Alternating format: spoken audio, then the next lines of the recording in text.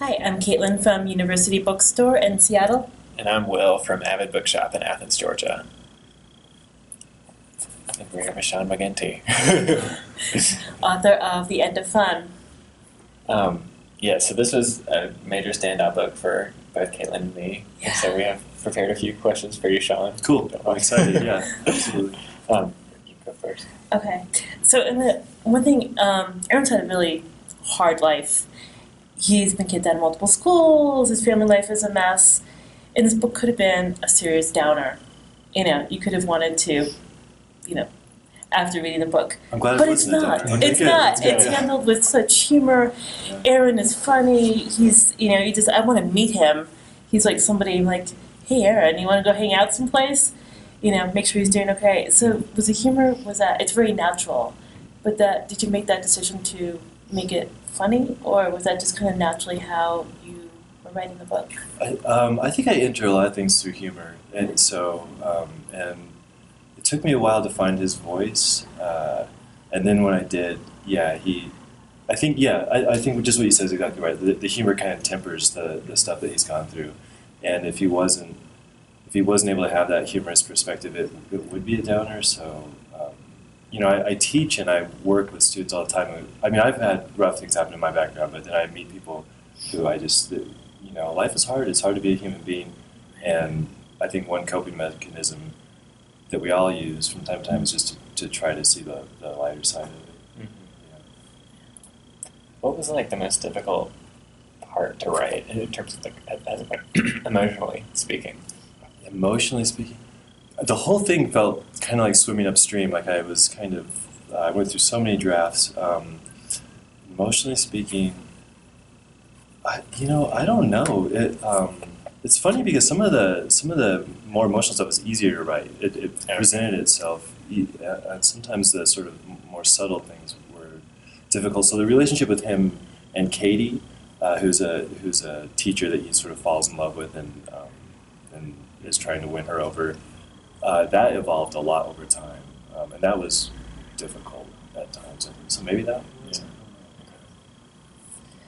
So in some ways, this book reminded me. I mean, he's living his augmented reality, but it reminded me of almost a commentary on social media, because he's addicted to this alternate reality, fun. And I kind of was wondering, do you see people, you work with students, and it's kind of rewiring people's brains, I think, because, everyone's like this, and he's really focused on a different life, and you can tell when people are on this fun drug. It's very addictive.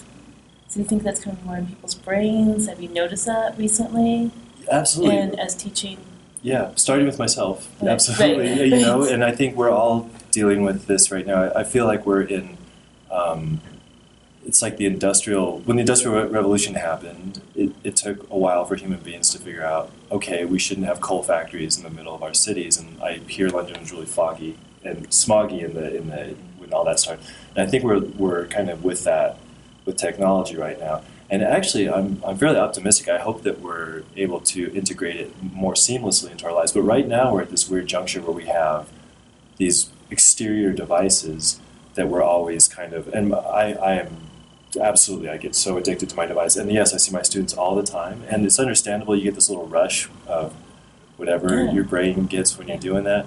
A drug. Yeah, absolutely. You just have to be doing it. Yeah, but I feel like, so I wrestled with a lot of things in this book, and that was certainly one of them. And I think I came out optimistic. I think, and I hope that the thing he's on is like a sort of dark reality that we could go down that road. Everything is becoming gamified. Everything is,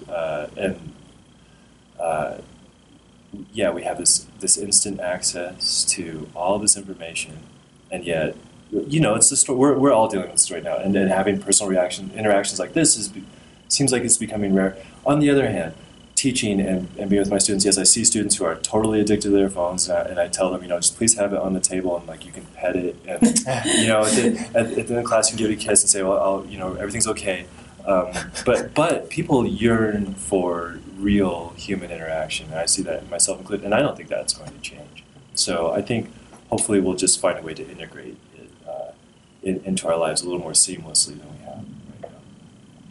Or it'll end up in a dark dystopia, and we'll all Right. It's like Right. it's one or the other. Right. Yeah. Well, there were the two girls that he's in love with. One is not on. Katie is not on, and the other one is. Yeah. Is addicted to it, and they have a whole different relationship. Yeah, and Katie's a little bit older, and it's Right. kind of about that. And you see that too, that sort of acceleration of the differences of generations. So she's not a lot older than him, but just, I see even people 5 years, 10 years younger than me, or 5 or 10 years older, there's such a divide, whereas I think it used to be that there wasn't such a divide in the generations. It seems like 5 years is a long time. Even like I have a sister who's 3 years, and there's a difference in the way that we are with our devices. Yeah. Yeah.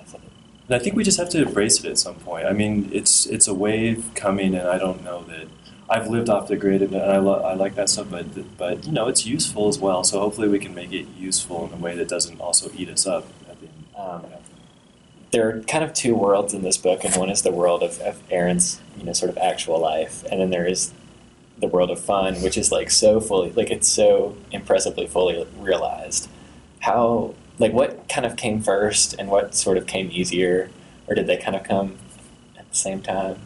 Well, okay, so I was thinking when I read an old email from somebody who was giving me some advice. I just ran across and there was just like, write a book that you want to read, like you were saying to me, because I was kind of struggling. And so I think I wrote a book that I wanted to read, and science fiction to me, sometimes what it's really lacking is the human component, and it gets kind of wrapped up in like the spaceship was this big and it had these powers, and so I was trying to make something where it was kind of just a background thing going on, sort of integrated into the thing.